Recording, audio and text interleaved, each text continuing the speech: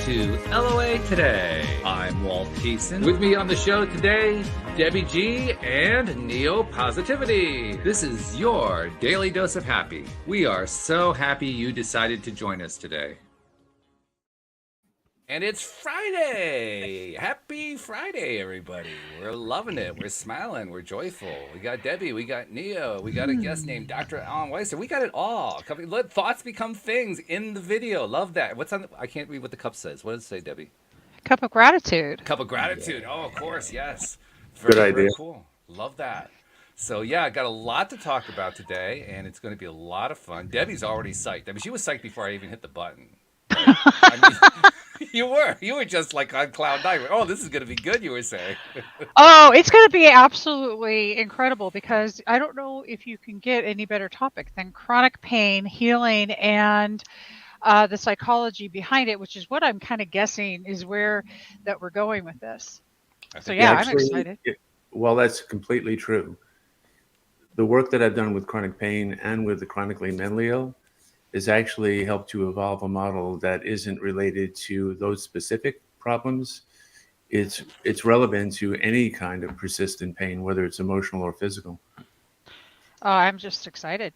This is cool. Okay, Yeah. so let me do the formal introduction. So, Dr. Alan Weisser, he is a clinical psychologist. He has years and years of experience. He also was a trial attorney. We're going to ask him about that one in just a moment. I mean, that's quite a migration, a trial attorney, psychologist. Okay, yeah.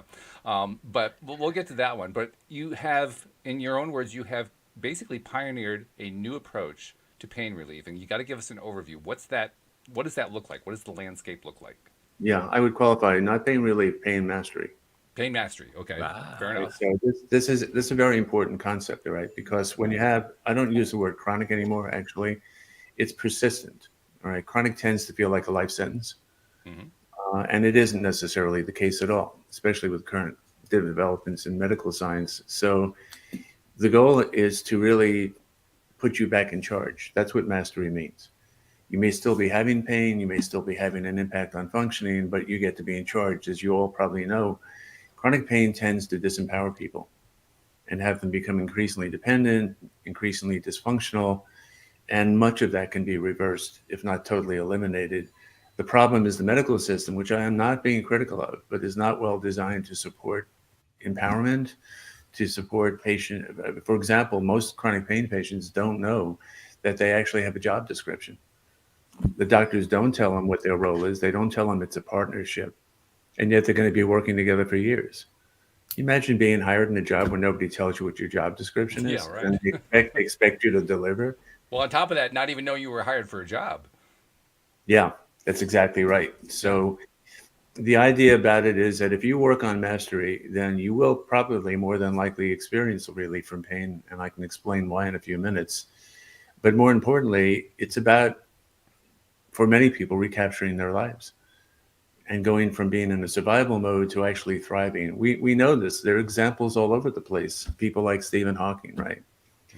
Other people that overcome things we think are impossible to overcome, right? We all love this, right? That's the part I find fascinating is we love it, we look at it, we applaud it, we want to be like that. We don't understand that every human being has the potential to do that. It's part of what we have. Millions of years of evolution has given you infinite potential. So what this model does is it identifies, it goes like, okay, evolution designed you to meet any challenge, whether it's COVID, chronic pain, possible nuclear war, you're designed to find a way to survive. But what most people don't necessarily know that, right? So they may easily feel disempowered. The second part is that comes with a toolkit, right? Most people don't know that evolution's provided you with an existential immune system. It isn't just physical immunity, it's emotional, psychological, and existential immune system. But then the question is, what are those? How do you use that? The cool thing about this approach, and forgive me if I seem too excited about it, but I've just seen it work across 2,000 patients, is the tools are really cool and they work. And I get to practice 10 hours a day. So that's one of the reasons why I really want people to get a hand on this. But here's a caveat. The book is 370 pages. Most chronic pain patients, when I meet them, They're tired of treatment. They are tired of being disappointment. They are looking for the magic bullet, right? So somebody who's not being referred to me or who I'm talking to up front, they may look at that and go like, that's a book. That's a lot to read. And oh, I'm going to have to engage in serious self-discovery and personal change. I just want a good pill, right? Or another surgery. Wasn't So I that what think we this, were taught, Alan? I'm sorry.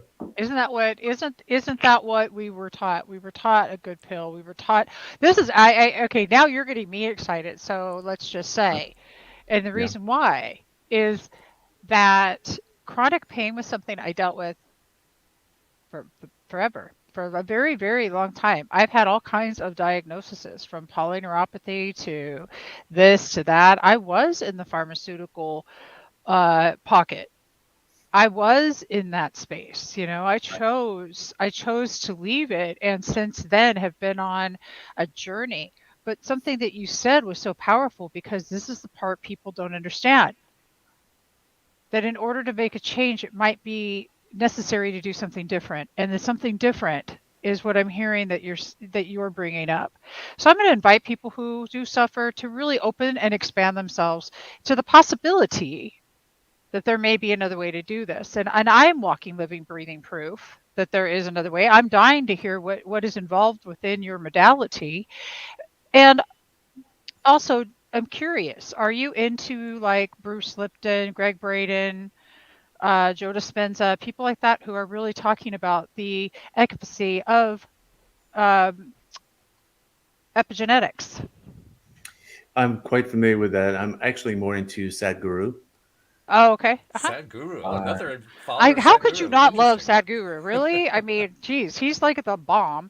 But I mean, yeah, in respect to scientists and the ones that are out there talking about our genes and our right, belief systems, that's right. is specifically, yeah. I have no doubt that we come into this world with a system prepared to handle anything, but we don't necessarily know that. We don't necessarily know about it or how to use it. And many people throughout their childhood, in many ways, are restricted from having that operate fully. And for example, I see patients from every walk of life, from guys at roof to people who are captains of industry and movers and shakers. Part of the fun of my practice, I have a wide range of people that I see because there's no rules about who gets chronic pain, right? But the one common denominator on the people who struggle the most is that people, despite their success and their accomplishments, find out that they don't love themselves completely, that it's conditional. Well, why is that important? Because conditional love restricts infinite potential. You can't fully actualize and deal with what you can deal with unless you are completely behind yourself. You are completely unified. I always ask a person an interesting question I ask my patients. If you were rating your friendship with yourself on a 0 to 10 scale, and 10 is best friends, where are you? I have never met a patient who said 10 or even a 9, but they didn't know, right? And I go like, you're going to spend your entire life with yourself right down to the last breath. You're the only one, and you are not best friends with yourself. You got a problem. Oh God, can I just please look? I love me, but it's taken forever to get to this point, and I'm going to say I'm between a 7 and an 8 right now. I love you. Thank you. I love me. Thank you. But I'm not 100% there. Can I just own that? I know that in some spaces I don't think that I show up fully for myself sometimes. So I'm just going to own it. So anybody out there watching that's going, "Oh, that's bullshit." I want you to just hear what he just said and hear my truth. Mhm. Just thought I'd add that in. Well, thank you. That's really important. You know, here's a concept that you might like. Some of this idea, and I want to get into what you were asking about. Some of this work starts with concepts. All right. So it's talking about an existential immune system. Well, when did you hear of that before? You know, who's talking about that? I've had some very serious training as a psychologist. I spent 10 years working in a state mental hospital, working with a very strong psychology department. I went through psychoanalysis. This model transcends that. It incorporates recovery, it incorporates rehabilitation, it incorporates every aspect, because the key to understanding how to help people with chronic pain is realizing it is not just a physical injury. It creates collateral damage, With a typical chronic pain patient, there can be up to 200 collateral damages. It's like the building falls down in an earthquake, right? But then you have injuries, you have water shortages, you have power shortages, you have all of these consequences, right? And those collateral damages then feed back into the pain problem and recovery. So, for example, you have sleep disruption with chronic pain, which is typical. That increases pain by 50%. 50%, right? But when did any doctor ever tell you if you're not sleeping well, you're going to have 50% added to your pain? And it'll undermine your recovery because your immune system isn't rebooting. So the system is not looking at collateral damages. It is not looking at it holistically. It is not looking at it existentially. If somebody tells me they lost their job, I go like, that's information, but I still don't know what it means to them. And what it means to them could be quite different than what it means to me. The Yes. power is in searching for meaning. The power is in searching for what really inspires people. And that's what I go looking for. What really inspires you? Who are you? What are you really about? And there's some cool, very straightforward approaches and techniques to use to get to that. But that's the general concept. Start thinking differently about it. Your self-esteem has zero to do with who you are. Absolutely nothing to do with who you are. Right? It is I'm infinite potential. I love that.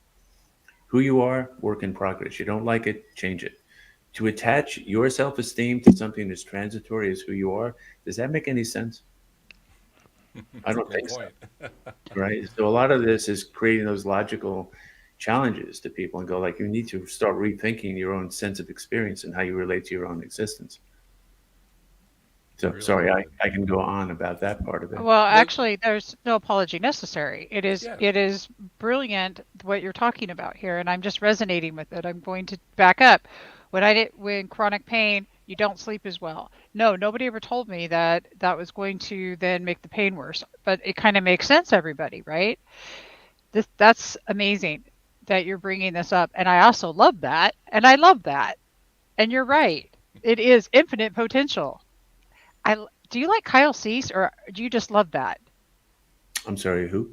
Nope, you don't. See, so that's the thing. I That's like a thing. I love that. And we know. I say that all the time because that's that thing. Even the stuff we don't that you just do. I'm curious. So is it a lot of the brain neuro linguistic programming? Is that kind of what you're doing with this as well? What we're really talking about is neuroplasticity. Neuroplasticity. Oh Yeah, God, I love you. Thank yeah. you. Yeah, Okay. neuroplasticity, as you probably all know, is that the brain changes in response to experience, right? Right. So it's really interesting. Have any of you heard of this concept of central sensitization or chronic pain syndrome? You heard that expression? Chronic pain syndrome. I haven't heard the first part though. Not the Yeah. first one, no. Well, what happens Yeah, is, same. you know how this works, right? We as human beings every day are getting all kinds of experiences, sensory experiences, thoughts, whatever feelings. So you just picture the brain with all these different inputs, right? So it takes all of those inputs in combination to change the structure of the brain, and it does. All right. But imagine you're a chronic pain patient, and for years you go through, the doctors don't really know what's wrong with you. They don't really know why you aren't benefiting from treatment. Well, now your brain's being reshaped, right? You're telling the brain, we don't know why you're having pain. What do you think the brain's going to do in response to that? It's going to increase your sensitivity to pain. Sure. All right. So if you want to reverse the process, but it isn't just the physical part of it. If the person's life has been affected in a dramatic way, which usually happens, their sense of identity is gone. Their self worth is down the drain. Their relationships are trash. They have too much stress on their plate. If you don't correct those, then you're ignoring a whole portion of the experience that a person's had that puts them into this dynamic in the first place. Well, So the term that you mentioned, you finished with the chronic pain syndrome, but what was the first part? I missed that part. you mean the concept of this, or Well, there was a label that you applied. I can't remember what the label it's was. called regional pain syndrome? Regional pain syndrome. Yeah, and what they're talking about is the brain is plastic, and when a person is a chronic pain patient, their brain changes. And so sometimes they can have pain where there's actually no injury. But Ah, that does not mean that it's in their head. It just simply means that the brain has changed, and it's changed because not enough of what's happened to the person is being treated. And that's why when I work with people and we hit it from a holistic level, Over time, what happens is we change the brain again, only we change it holistically. The problem with medical intervention to change that or going to physical therapy is it's only touching on one part of the experience, right? I, So the reason why this works is because it treats the person as a whole person. It treats them as an individual. You have to know a person's uniqueness. No, everybody's different, right? Even you think about this, right? You have a chronic pain patient. Let's say you hurt your back, right? You go to your doctor. Does the doctor go over your physical history? Does the doctor even ask you if you have a history of being an athlete? The answer is no. Now, why is it important to know if a person has a history of being an athlete? I've been a martial artist for 50 years. If I went to a physical therapist who didn't appreciate what that means, they wouldn't understand why I'm telling them that their work looks like a joke. Compared to me training 25 hours a week, you're going to tell me that's supposed to help me? So the individual, the background, the history, these are all things that are absent. And then they just contribute to it. A lot of chronicity is created by the system, a lot of chronicity. making pain into something that becomes chronic. Oh, I see what you mean. Okay. What an Make, interesting make, word. right, making you into a chronic pain patient instead of a person with pain that they're mastering. That's the difference, right? It's not an identity. It's not a destination. It's not a number. You don't have to sacrifice who you are if you have to suffer through this. We can reinvent ourselves. I mean, we're not one trick ponies. How many different ways can you be true to who you are? Now we got to ask the $1,000,000 question. But before we do that, for Walt, I'm gonna throw this up there. I just want everybody to either type in hashtag overcoming pain in the comments or hashtag I love myself in the comments. Two things that are very, very important.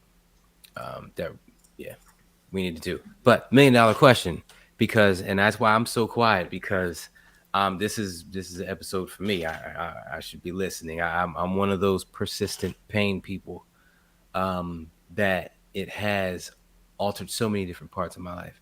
So, what takeaways can you give somebody? Outside of go get my package for $9.99 and $99.99 on my website. What practical can you give somebody to try today? Something to just help somebody, because whatever you give is going to get someone through today so much better up here, in their mind. That's a beautiful gift. Yeah, and I agree with you. And I think, like I said, it's really hard to get that in this kind of dialogue or looking at the book.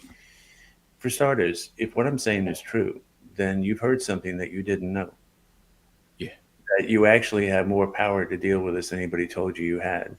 That you actually don't have to be nearly as dependent on providers as you thought you did. There's 2 chapters in this book on how to be more successful with treatment. It analyzes all the things that can go wrong in treatment and then tells you exactly what to do about it. For example, how often have you been at a doctor and feel like you don't get enough answers to your questions? Every time. Is there a time that doesn't happen? I want to know. Yeah. I'm sure. I can tell you exactly how to avoid that. You want a takeaway? You're going to see any of your providers, you prepare your questions in advance. You base the questions not on what's logical or intelligent. You base them on what makes you anxious about your condition. For example, what's my prognosis? What activities can I get back to? You send those questions in advance to the provider with a request that they be placed in your chart, which you have a legal right to do. Now, I can tell you from working with doctors in a hospital, if you wanted to get the doctor's attention, put it in the chart. All right? The other advantages are anybody that sees that chart after that doctor, you're not going to have to repeat your questions. It's there. If the doctor does not document answers to your questions, it's malpractice. If you think they're documenting what you say in their meetings, they're not. So a lot of that information gets lost. So as a starting point, you put your doctors on notice. Here are my questions. Now, if you tell me in the meeting we don't have enough time, that's fine, but I want to know when you're going to give me the answers. And if I was to show you a typical set of questions, believe me, they're much more detailed than most people know. What you want to tap into is the doctor's experience, their statistical knowledge. I've got a herniated disc. Well, how many patients have low pain to extreme pain, everything in between? So you prepare those in advance, submit them in advance, right? With an agenda, just like a business meeting. You go, here's what I'd like to accomplish in our 15-minute meeting today, doctor. All right? Very different, right? Whether they live up to it or not, you put them back in a position where they're supposed to deliver, right? then you will all probably appreciate this. People think that these 15-minute meetings aren't enough time. I don't know if any of you think that, but I can tell you why they're actually a huge amount of time. How long is a typical TV commercial? 3 30, 60 minutes. seconds. It's 10 to 20 seconds. Oh, And how long does a typical commercial feel, oops. right? Times all the And the times that you question is, saw it. why does it feel that way? It feels that way because if you're going to spend a lot of money to do a commercial, I'm sure you know how to do this with your own show. You compress a lot of information into a short space of time. Mhm. It's like that last 20 seconds in a football game. I had to figure out why they're still playing because you can get across the field in 20 seconds, right? So you plan the meeting, all right? For example, you research everything that you can look up that they don't need to tell you. They don't need to tell you what a herniated disc is or even what the standard treatment is. You want to ask them about things you cannot look up. So you start organizing the meeting. You start making that meeting more like a well-run commercial, and you will find great value out of that 15 minutes. So there's other strategies. There's lots of communication problems. There's a lot of other things that go on systematically. So, to get back to what you were asking about, that's one of the takeaways. If nothing else, look at the chapter that talks about what you do with treatment to be more successful, because that's a primary focus when I start with patients. Fixing it, getting it taken care of. It's not just about counseling. It's also about management. It's where my legal background comes in really handy. I have no problem being assertive with providers, and I always get more information than doctors give patients. So I try and educate the patients on how to be fully empowered in those meetings. For example, do any of you know how to talk to a doctor when he's making you angry without alienating him? I Well, know I what to would Verbal. do. use the tool of curiosity. We learned this thing called verbal judo in the police academy. It works. It Verbal works. judo. I got it. What is verbal judo? There, Neil. Yeah, what is It that? I got is it on this. basically where you would use your words to win this verbal battle non-confrontationally, kind of like Right. outsmarting, outwitting someone. I've got an easier way to do it. Hmm. Okay. I mean, that sounds great. But let's say that a doctor says, you should do this treatment. It's going to be really good for you, right? Mhm. But you're sitting there going, I've done that before and it didn't really help. And I've already had a lot of bad experiences in treatment. So he may be feeling good about it, but I'm not feeling particularly reassured, right? So what do I do with that? Well, most patients probably will just go along with it and won't say anything. But if you wanted to talk to the doctor, what would you say that would get you what you want without alienating the doctor? Well, I would just speak my truth. I hear that you feel that this would be this. That is, I am not in alignment with that, nor do I want to do that. So, what other options might you have? Okay. Ask for a second opinion. That'll rattle his cage right Oh there. shit. Yeah. I would be curious about what other things that they would that what other things can you offer? What else is out there? Okay. So you've already alienated half the doctors, Yeah, probably. but Poor a slight, doctors. a slight twist on this. Not that you said anything wrong. You didn't. For most secure people, they'd appreciate what you're saying. But if you said, look, I appreciate that you're telling me something you think could be really helpful to me. Mm. So thank you, doctor. That's great. Now, if for some reason, which may not make any sense to you, that made me feel anxious, would you want me to tell you? Beautiful. Mhm. Freaking that's like so good. I love that. So you're turning Right? it, What's the you're doctor turning it going to into a say? If the discussion about doctor how you says, feel. yeah, if the doctor says no or expresses no interest, then you're seeing the wrong person. Mm. And you go like, so I need reassurance. And then you say the things you said, Debbie, where you're kind of going, here's the reasons why I'm having that That's feeling. So what do we do with that? Right? oh, beautiful emotional intelligence, but you slip that part right in the middle with authenticity and vulnerability that we so skip over all the time. That's where the power Nice. is, the common denominator, right? Everybody knows anxiety. Everybody understands that. It's being vulnerable. It's hard for a lot of patients, but it's powerful. And your judo may be just as good. I don't know, but I like simplicity. It's the simplest thing for me to say. I appreciate you start out with the validation, right? Which is legitimate because I don't know if this doctor is having good or bad intent. Appreciate what you're doing. Okay. But as your partner in treatment, right? Some of you may remember the good old days before managed care when the doctor would spend time and actually say how you're feeling about treatment. True. Walt may remember that. I remember Yeah. that. I remember that. I grew up in Diamond Bar. Dr. Donald E. Quartz was my doctor. In 1972 and 75, I was born in 68, and I had a hometown. I had a Yeah. doctor in a small, well, if So it's you small know, for right? California. Totally. It was incredible. Yeah. So you can reverse the consequences of managed care, right? Which don't allow for that. You can reverse it by how you interact, right? This is why I decided years ago not to try and change the medical system, which I think would have been grandiose anyway, but I'd rather empower patients to be able to Mhm. get the value that they're lacking because of the design of the system. When I came out here from New York, I had been with the same doctor for about 35 years and he was really good.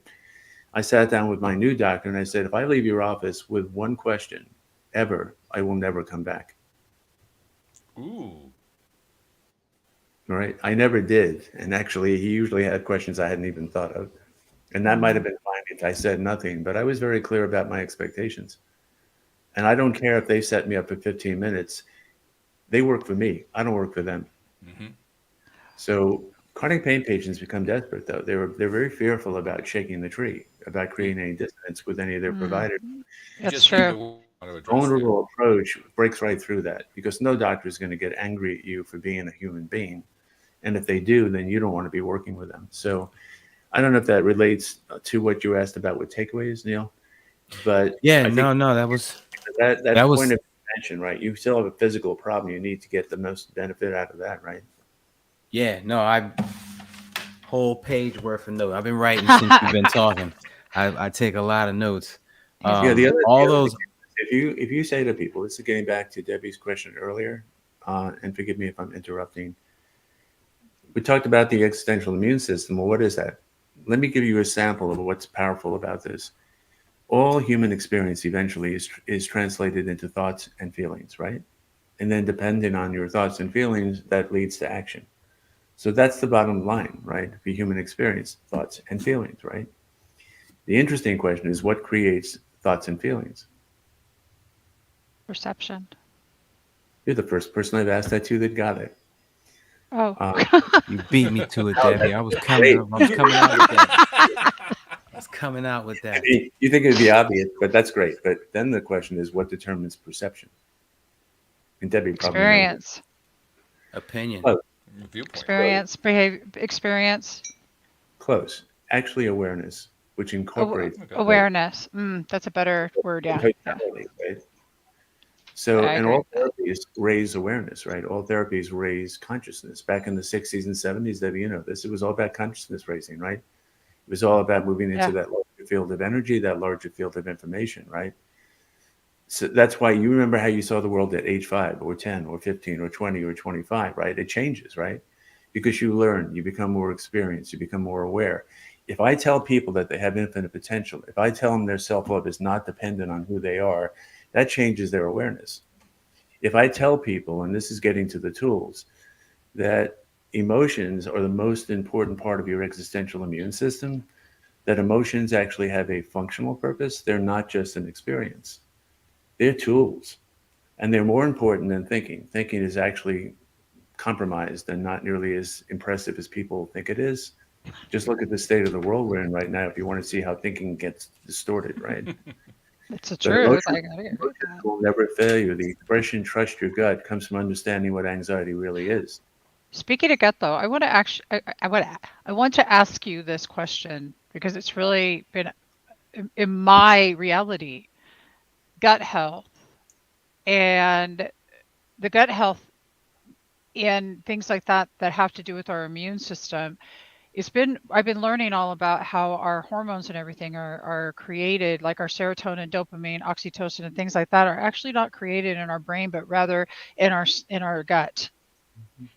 So I've been reading that that is another thing that needs to be addressed when it comes to uh, our mental health and our chronic dealing with anything that we call chronic pain. What do you feel about that? Do you work with your patients on that level too? Yeah, So, absolutely. yeah, Because the body is a system, right? Our experience is a system.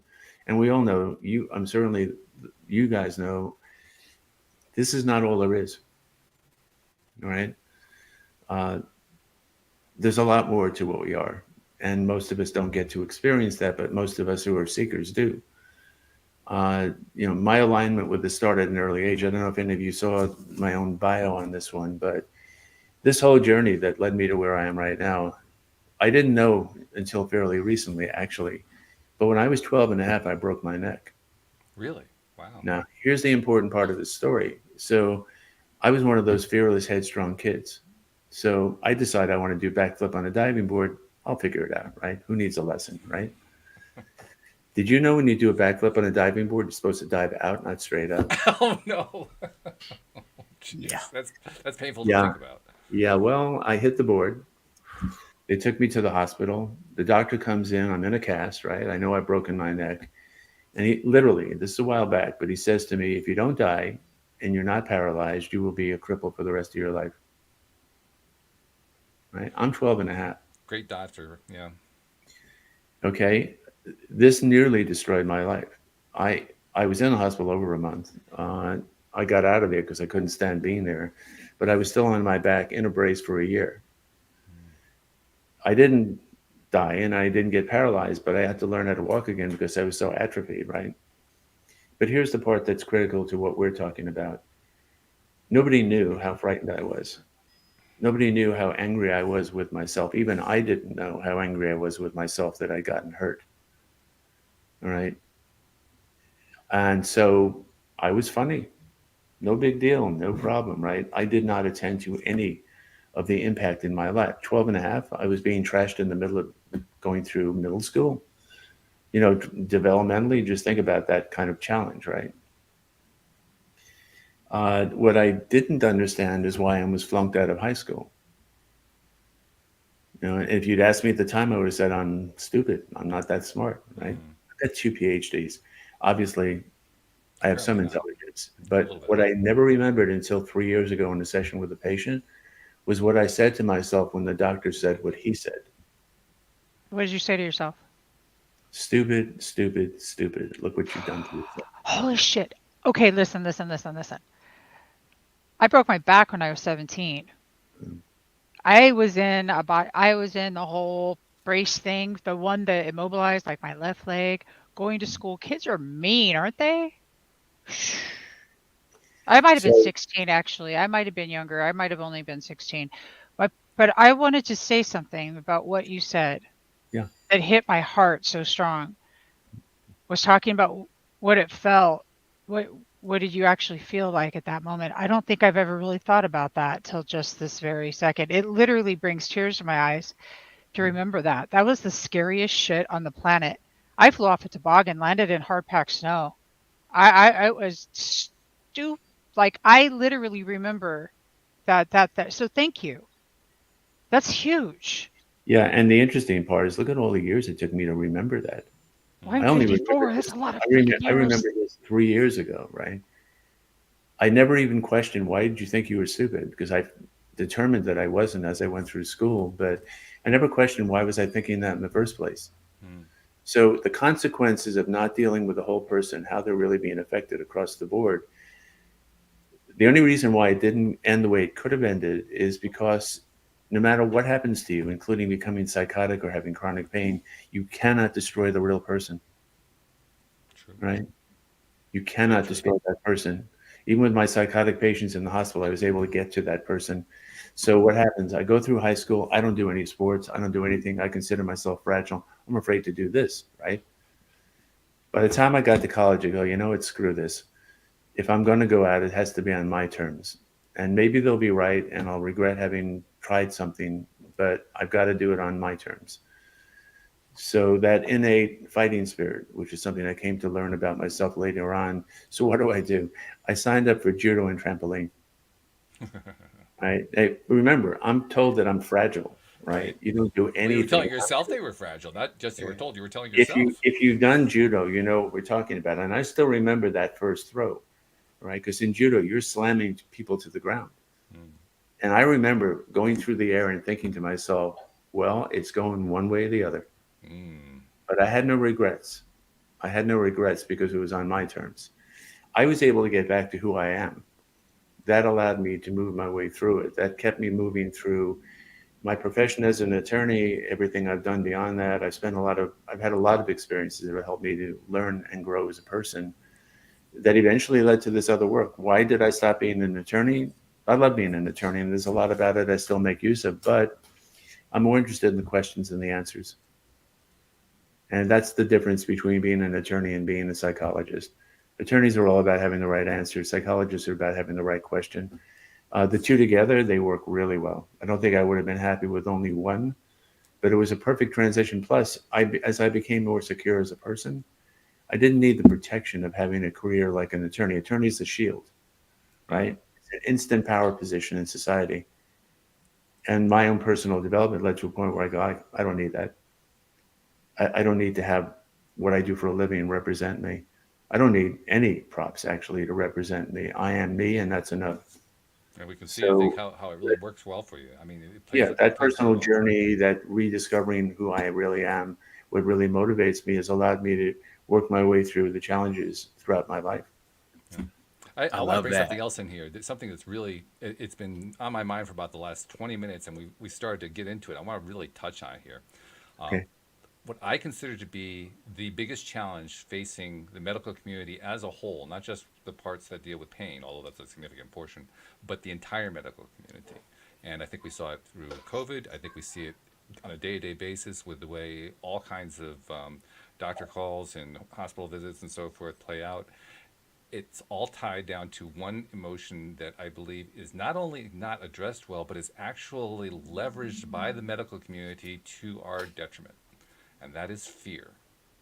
I think that fear is the issue that is the elephant in the room that is not addressed by the community. Just how damaging it is. And I was hoping to address that for a moment. Cutting out, Walt. You cut out a little bit. Well, I'm cutting out. Yeah, I'm seeing stuff disappear. I don't know what part of that you uh, heard. I kind of got the Every, basic idea, but can you every be? other word. Yeah, I've heard about the part about fear and its role in the medical community, but what do you see as the specific consequence? What I was trying, I consider it to be the biggest issue, and I was wondering to address what you think of when you think about fear in the context of medical treatment and the way medical treatment is conducted today, and more importantly, how can the patient deal with fear in the face of an entire system that refuses to address it? Okay. Uh, I wouldn't say it's true about the entire system. I've had experiences with really good doctors who really know how to do their job and don't do any of the things we're talking about. But managed care, by definition, creates a lot of these problems. How are you supposed to conduct a proper practice when you have to see 10, 12, 15 patients a day? You don't get paid for consulting with other providers. You don't get paid for writing really good notes. So part of the problem is that they're not in the best position to provide the best information, and that contributes to the fear that you were talking about. Some of the stuff we talked about earlier about how to be more empowered can also offset a lot of that fear because you can do things that can make the system more responsive to your needs. But the other part about this, well, that's really important is going back to the techniques, anxiety, all right, and fear is not another emotion. It's a high form of anxiety. Hmm. Anxiety always represents a threat to your needs. You'll never feel anxious unless some need is being threatened. So if you want to deal with the fear that the medical community creates, then you have to determine what needs are being threatened. Is it your health and safety? Is it your mental well-being? Is it your physical recovery? And then you do what people normally try and do is, all right, what can I do to lessen the fear? For example, you come through the door prepared at the level that I prepare my patients, trust me, because I've seen this happen over and over again. I work with some of the best people in town, the doctors, and believe me, they actually like this a lot. It makes their job a lot easier, right? Uh, Patients begin to feel less fearful. They begin to feel like they have agency. They can send the meal back at the restaurant without worrying about the owner of the restaurant throwing them out. Right? You guys ever watch Seinfeld? Not in a while, but yes. You ever Getting seen that? thrown out isn't usually what people are worried about when they send their food back. I know, but there was that episode where Elaine goes to her doctor and she's got a rash, and he steps out of the room. She looks at the chart. She sees that he wrote the word difficult down about her. She tries to ask him a question, and he basically throws her out. He won't even see her. The whole show is her going to different doctors. They look at the chart. She asks questions. They write something else. They throw her out. Then the very last scene, she's at a veterinarian, and he's about to take her in there when the phone rings and it's the AMA calling him. Right now, that's an extreme. But that level of fear, when you're so dependent on a condition that cannot seem to be resolved, is, along with managed care and all the faults in that system, is what I think you're referring to, well, that it's that obstacle needs to be addressed. That But and well, I think there's also another element too, and it came out during COVID. It's not something that has been discussed the right way, but the entire community approach to dealing with to basically keep the hospitals from overflowing was to scare everybody into wearing masks, social distancing, and so forth. And I'm not saying there was no value to any of that stuff. I'm not arguing that at all. I'm simply saying they wanted people to be afraid. I even interviewed somebody on the program who was an investigator into placebo and no placebo effect, and she stated on the program she was glad that the medical community was taking the approach of scaring people into wearing masks because it was the only approach that was going to work.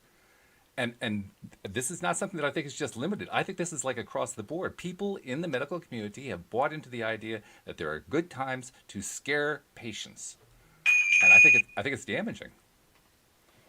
that's a very interesting idea. I'd have to give some more thought to it.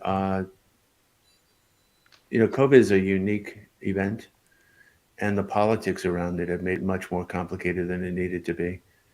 I mean, I cannot remember any time in my life, Walt, I don't know about you, when something was going on like polio or some other conditions where this level of confusion and misinformation was making it hard for people to know what actually made sense or not. So I don't know how much of what the medical community is doing, and I don't argue with what you're saying, has to do with that or has to do with who knows. What I do know is the consequence is that people don't necessarily see that as helpful. If it's actually of value to do that and not a scare tactic for some other reason, but how do we determine that?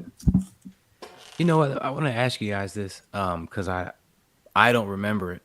When AIDS first came out, wasn't that was that as big as well, we didn't wear masks and No, stuff. the difference with AIDS, that's really an important point. All right. The difference with AIDS, at least from my perspective, was something based on a particular activity.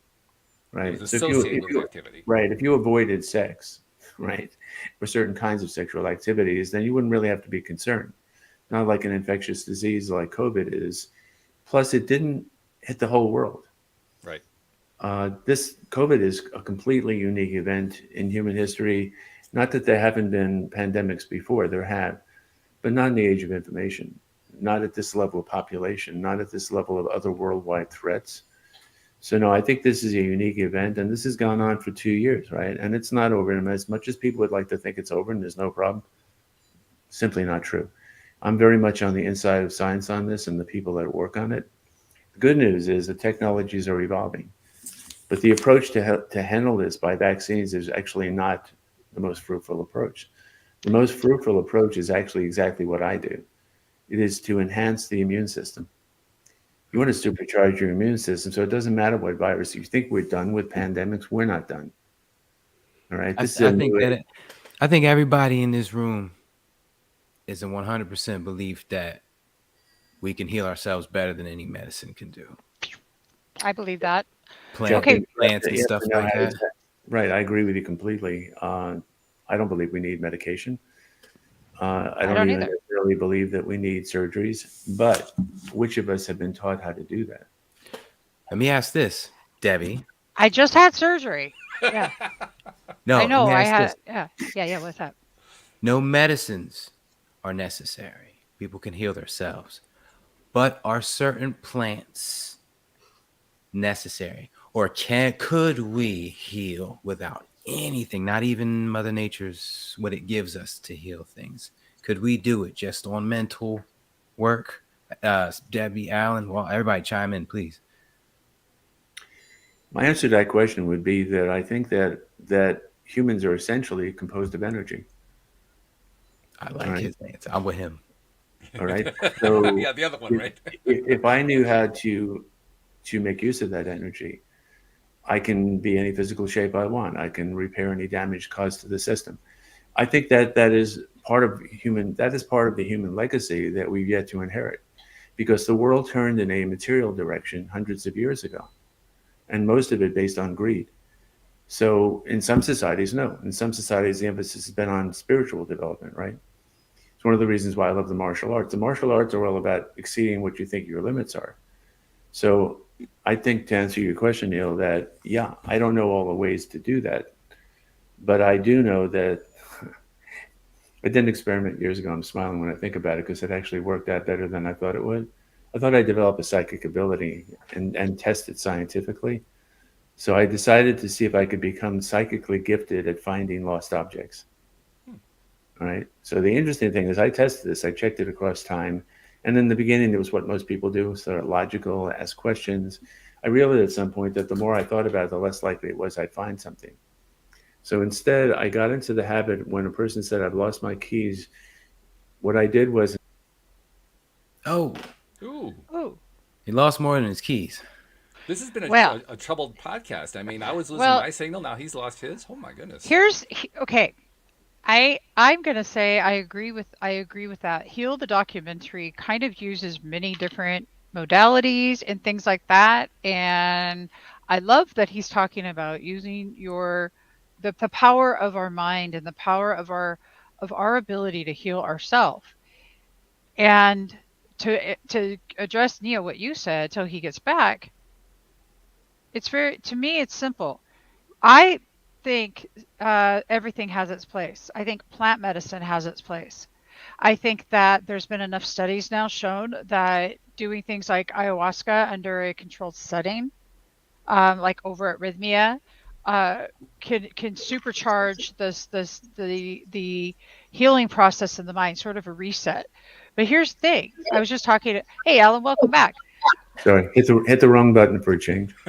It happens. So I was just talking about the fact that I think that there's a place for plant medicine depending on the situation, and that there's been enough proof with psychedelics from mushrooms to ayahuasca. Rhythmia has a really safe place you can do that with medical supervision, and all of that's great to reset those neural pathways, which is what that it does. And but without practices and without actually changing belief systems and having that daily routine, the new structure, the new commitment to yourself, all of those things that plant medicine would be. It doesn't matter. You could do ayahuasca from here to the moon and back, and it's not going to do you any good. That's what I think about it. But before we get out of time, I want to get your opinion on that. But I do have a question from somebody that I need to ask you too. Sure, take it away. Or do you want me to answer the question first? Yeah, what's your vibe on plant medicine, and then I'll ask you the question from someone. As far as I can tell, it's hard to imagine anybody could do a better job of designing an environment for human beings and other creatures to live in. Right? Everything about this environment's a gift. So that includes plants. That includes martial arts are based on learning from creatures in nature. Mm, Right? The mantis technique, the eagle claw. Right? These are based on observation. So I don't make the distinction. Plants, other things in the environment, patterns of light on order. As far as I'm concerned, that's all part of what we are. So if I make use of those things, that's different than an artificial something that's created in a laboratory that is really not in alignment with us. That's why in order to have a medication that's patentable, you have to create something that's likely to cause a side effect, which is why marijuana doesn't work synthetically, right? And you can't patent it in its natural form. And yet it's the one drug, if you're going to use for pain, that cannot kill you. So I think there's a place for it in the context of the gifts of what we are, the gifts of what we have around us, and making good use of all of it. I don't make a distinction between one versus another. I might be able to heal myself without using plants, but if plants are part of dealing with that, then why not? If it's natural, if it's part of an if organic it's natural, arrangement, if it's in that's such alignment. a great answer. Boom. That was a beautiful answer, and I appreciate it so tremendously. It was very, very well spoken.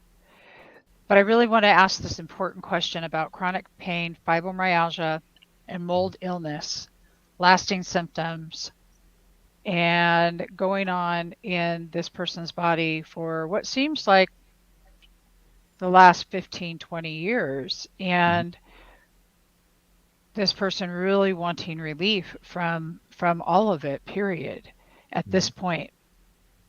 That's the question. That's what do we, I don't know, it's not the question, just Debbie, you've that's been what, digging in my emails.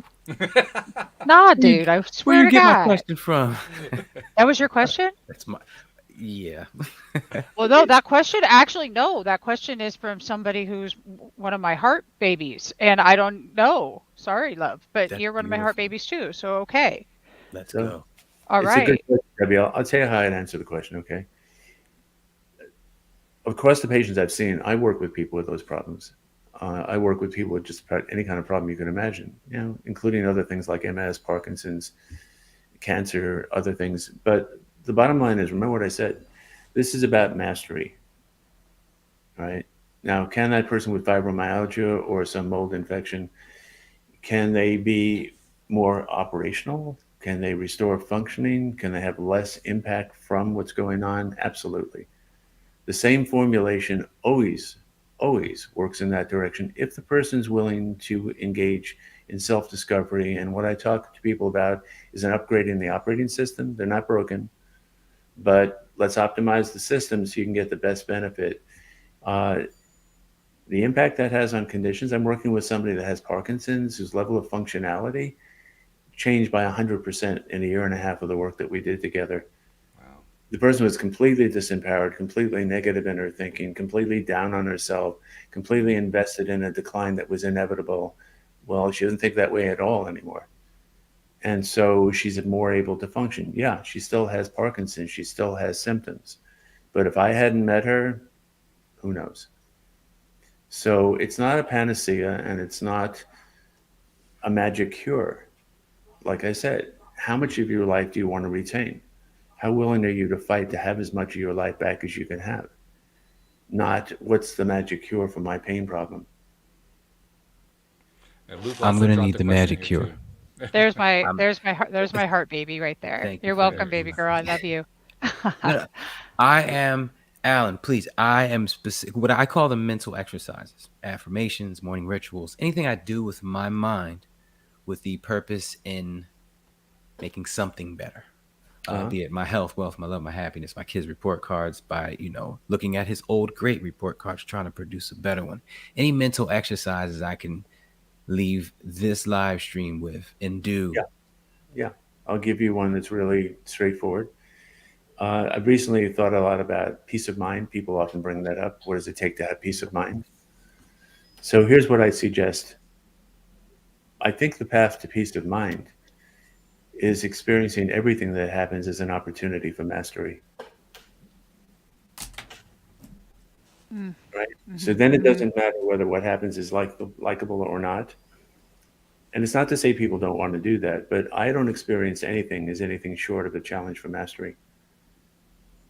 So look at, like, for me, neck herniation right now, flaring. Look at that as an opportunity to master.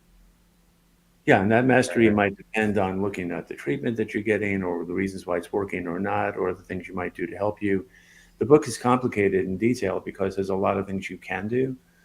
So if you were to look at physical impact in the book, where there are a number of chapters on, you'd see a lot of suggestions for how you can do things. For example, my chiropractor calls me the Tin Man, all right? Because I have a number of problems with my lower back and whatever. He goes like, if you stop training, which I don't, I still train a lot and consistently and go to the dojo. He said, you'd be falling apart, right? He says, just keep training, right? So for example, just maintaining physical conditioning and keeping sure that every part of your body that you can still work on is as good as it can be, make a huge difference, right? But physical therapy, as you know, does not say physical therapy is the intermediate step. The next step is reconditioning, right? They don't tell you that before you come into physical therapy, you probably need to get reactivated because most times people are shut down before they make it to PT. So to try and answer your question, Neil, there's a lot of things that can be done to change the dynamic of how you relate to what's going on. How much that's going to affect the pain you have. But if I asked you, if you had to choose between having less pain or higher functioning, what would you choose? Less pain or higher functioning? That's a tough one. That's a tough one. What would you say, Debbie? Higher functioning. Yeah. Well, what about you? I don't choose one or the other. I choose both. Yeah, but you have to make a choice. Which one would you choose? I don't I want to accept be the as high functioning as I can I be. don't Yeah, accept the limitations of the If I had to question. choose, I would choose high functioning. I yeah. can Look, deal with pain. pain is not a uniform experience. Okay, soldiers who get shot, I can't imagine fighting after I've been shot. Right? It's not a Yeah. uniform experience at all. I'd rather focus on restoring functioning, empowerment. Right? Optimization of how I can operate as a human being. That can make a huge difference in how you perceive pain. It's the first thing I hear from my patients. I may not have any less pain, but I don't feel the same way about it. Right? It's not having the same impact on me emotionally, psychologically. It's a Well, huge big deal right there. You know, it's okay, huge. okay, I have to jump in and say this because I believe this, I know this. Having almost died, having all these things that have happened to me in my life physically, it is traumatic as heck. I promise. It is so traumatic.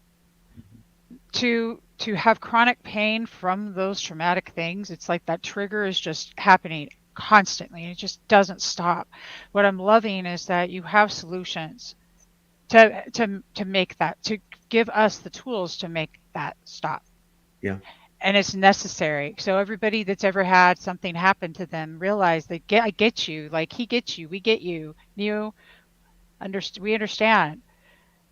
So this is really vital stuff right now, and I just know there's a couple people listening right now that need to hear this, and I hope that what you're hearing is that there's hope. I also want to know more a little bit about the gut because I do know that I've heard some stuff lately that have really been focusing on our gut health and our chronic pain. What's your vibe? Well, I don't ignore the physiological part of this. I mean, I'm always looking at the latest advances in science, the latest understanding of the physiological side of it. Yeah, Uh, that's very important. And there can be a lot of help when you do that and take a much broader perspective on how the system works. But even the immune system, do you think that we really understand how that works and why it works and what it's designed for? How many people know they have an endocannabinoid system that's designed to function in alignment with marijuana? Well, why in the world do we have an endocannabinoid system? Well, it's another regulatory system in our body, in our system, right? that's So I right. think the combination of understanding the physicality of things and the rest of it, that's what's powerful. I don't ignore the physical part of it at all or physical options. Matter of fact, I encourage my patients to stay in touch with the latest developments in the science of their problem so that they have more hope. They realize the medical community is on an incredible upward spiral. So who knows what's going to be possible 10 years from now? I'm going to download my consciousness into an android body. I was just That's watching that that's movie what the I'm other looking night. forward What to. was that? Yeah, I mean, why not? You know, You guys. I'm looking forward to that. All right, I Alan, is want your to know the book name of this called book again. Yeah. New Possibilities? Is that it? the book is New Possibilities Unraveling the Mystery, which is really understanding what's happened to you, right? And mastering chronic pain. And are All you right. taking new patients I'm gonna in drop that in the Washington where comments. you're at? Yeah, I still see patients, but frankly, like I said, it's really exposure to this approach and having people become aware. And a lot of the things I do, I could help people by consulting with them, not seeing them as a patient. A lot of it's educational. So if this approach makes sense, if you can see where it could potentially really empower people struggling with chronic problems, that's the whole goal behind this. But certainly, yeah, I see patients in the state of Washington and New York. But it's really more, I want this model out there. I want people to know what's really going on. It took 7 years to get this book together. Congratulations. I celebrate you. That's Yes, Yeah. awesome yes. too. It's probably too late to bring this in. When you got cut off there, you were starting to say something about what the key was, and Luke was asking Oh, what's yeah, the saw that, key, Luke. and I'm not even sure if you remember what point you were making. So, but I'll just throw it out That's just the in one case you where I was remember. talking about the true meaning of life, because I It kind could of be. forgot I'm what I not was saying. sure. Oh, Yeah, I no. mean it was a while back. Yeah, I don't know. I lost the track, so I'm not sure what that Oh was. yeah. Okay. Well, I figured it was a shot in the dark, but why not? We'll take a shot just in I know case. the key. I know the key. I know the key. Okay. Yeah. I know the key. The key is gratitude. The Well, key that's true. is grateful beingness. The This key is Yeah, appreciation. actually, I'm glad you're pointing to that, Neil. I have a suggestion. Have you ever heard of somebody called Reverend Charles Barker? No. No. Take a look at a book called Treat Yourself to Life. It was done in the 70s. if you want to be exposed to somebody who not only understands what that says, but actually practices it in a way that people don't know about. For example, if I want new patients, I just simply say I have new patients. I don't wish for them. I don't treat for That's how them. I I do don't it. I don't affirm it. It is. And why is that? Because I'm the creator. You're the creator. All you have to do is channel it, but you have to like find, oh, it was about finding things, right? I find things when I don't try and find them. I open myself up to the fact that I'm connected to everything, right? I want, you know, I you want want to to manifest. ask you something real quick. I know we're at an hour, but there's some new I'm working on. I'm only 3 or 4 days in. I don't know what to call it. It's something, but I'll give you a general gist. It's called jinxing things into existence. Okay. So you know how like you're being so overly confident about something and then it ended up failing and everybody's like, see that? Talking trash or you spoke too soon. So what I'm doing is I'm trying to be overly confident about something. And when I get to that point where I feel like I'm being disrespectful to God and he might not give it to me, I push further. Because I thought about what that would do to my psyche and what other people are doing that. Well, let's see, athletes, actors, they're all pushing through that point of blasphemy. Da, da, da. So that's the new practice. I don't want to call it jinxing things into existence, but basically you're going to that point where you feel like you're almost disrespecting God. And you know, that's something instilled in us as children. I definitely don't feel that way now, but it's still buried deep. So I'm trying to push past that point and see how great it is at producing. I'm trying to find the number one manifesting Well, mental exercise of all times. And I think I'm I on to know we're something. over time here, but think a quick thought on that because that's really important. And I'm completely with you on this, except I think about it a little bit differently. Right? I don't know what's supposed to happen with this potential, but if I have that as part of what it means to be human, I assume that's by design, whether it's spiritual design or something else. Then what's that for? Does that mean I'm supposed to limit what I do with that potential? Does that mean I have to limit who I can become or what I can have in my life? I'm only concerned with what I consider good intention, so I don't want to cause harm. But short of that, anything I'm capable of getting to do that I can bring into the world, especially things that are beneficial to other people, right? I just want to allow that to manifest. So I don't know that there's a violation of any covenant with the creator in allowing yourself to see what your potential can manifest. I think it's more about whether you think what you're doing with that is of value or not. What do you think? That's good. By the way, Luke Nice. also he followed up on the point that he was trying to remind you about. He said at the time that you got cut off, you were saying something like if somebody loses their actual house key rather than focusing on finding the key, and you were Right, making some sort of reference to the psychic super ability to become the finder. right. And that was the idea that I stopped trying to think about it. I just you tell me the keys are missing, I go walk to it, and I can't tell you why I know where to go, but I let it happen. I had to get out of my own way, and I think that's what you're talking about, Neil. As soon as I get Intuition. out of my own way, things happen, and it got to the point where people are going like, "There's no way you could do that," and not just locally. You tell me something's missing in your house, I'll tell you where it is. But then it got even more so. I could find other things that weren't just objects. So I think that's an example of a manifestation of something we're all capable of. I think it's a I great place like to that. stop. This has been fabulous. But Dr. Weisser, first of all, thank you for spending this time with us and sharing your really interesting viewpoint on how we can learn to master pain. I think it's a fabulous thing that you're doing. So thank you for taking the time to do that with us today. Thank you. This is so much fun, guys. I really appreciate the conversation. Thank you. That was a blast. Thank you so Yes. much. We Yeah. appreciate you very much. You got to come speak at my summit. Everything you just said. It was so much fun, right? Just let me know. And I've got relatives all over the country. Nice. And Debbie, what's coming up over the weekend with Women Rising? I will be on Unify tomorrow with Unify Women Rising. We're going to be talking about relationships and compassionate communication, which is going to be way cool stuff. And we have a self-love fest that we are launching, and you guys need to watch for that. And a big, huge announcement: Spirituality Gone Wild has joined forces with Humanities Team. So soon, Oh, this is going to be cool. So soon, those of you that have the Humanities Team .org subscription, hello, the new Gaia, you will see Cup of Gratas and Symphony of Gratitude and some other shows listed underneath there. So it's going to be super cool. I'm excited about it. It's way rad. Beautiful. Yeah. Outstanding. I quantum leap that stuff. I don't even know what y'all are doing. I'm just quantum jumping. Oh, my vibration, my Just watching you frequency. shine. You just, Yeah. dude, I'm going to show you what the trick is. Trick is just be. Yeah. Yeah. There it is. Amen to that. Well, Dr. Weisser, thank you so much. Debbie G and Neo Positivity, as usual. You guys are wonderful. Thank you to podcast listeners everywhere. We will see you all next time here on LOA Today. Goodbye, everybody. Bye, guys.